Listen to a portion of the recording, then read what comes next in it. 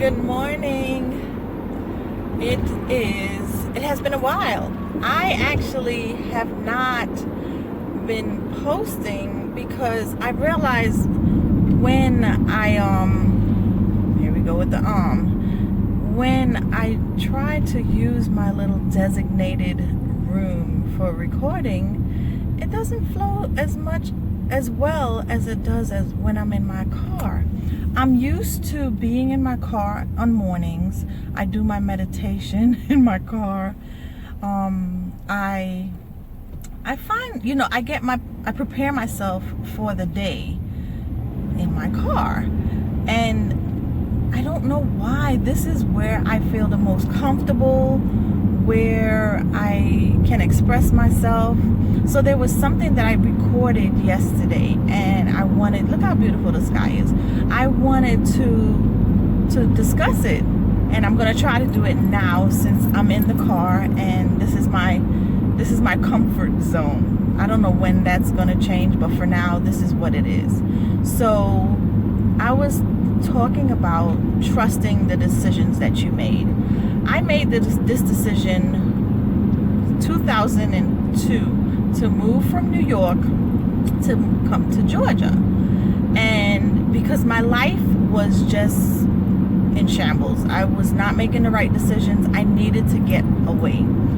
The thought that I had of my son being able to like what I like and want to do what I wanted to do was not in my mind. I was one of those mothers. I manipulated, I played the martyr, I managed, and I mothered. Because that's what I thought it was to do in my 20s as a young mom. So we moved here to Georgia, and things got bad with my son and I, where he stayed with me for middle school. So he started middle school here, and then he asked to go live with his dad when he was going to high school. I was devastated, but I realized that my journey that I was on was not the path that he probably would have been okay to be on at the time. So because I was going to school, going to work, and then running to church every day. But that was the path that I needed to be on to get to where I am. And I say that because I learned at church, and this is crazy, I learned at church that people can open a door for you. And I was in a singles ministry, so we had a lot of activities and events and things going on. I didn't have to do things with my car. I learned to get out of pride and ask for help or wait for a gentleman. And now, mind you, the gentlemen weren't perfect, but they were also sort of trained. So I got my training while at church, and then I was able to transition to place what I'm learning on outside life. So the relationship with my son and I got strained, and I allowed him. I think if I had kept him here, he would have resented me even the more.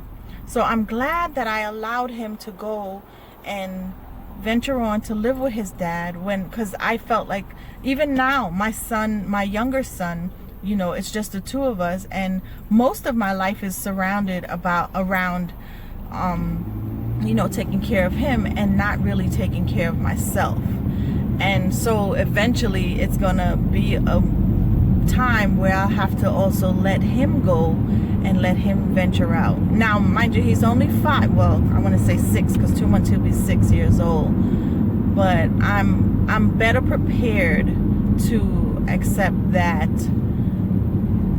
path that he's going to have to take, because I can't control it. I can't control anything that I will be doing, he'll be doing. I can be a mom, and I can make wise decisions and give advice, but there's going to be a time where I'm sorry, I need to change lanes, where I'll be, okay, he didn't want to stop. Okay, I laugh. Anyway, so I am grateful for the path that I'm on. I'm grateful for the path that my son is now on, my oldest son, because we have an excellent relationship. And I'm just looking forward to seeing what God is going to be doing in my life going forward. My comfort zone is, I'm coming out of my comfort zone right now, where I'm able to share the things that I've been through and wanted to share that with you. I didn't want to be so long, but I thank you so much for listening, and I pray you have a wonderful day. God bless.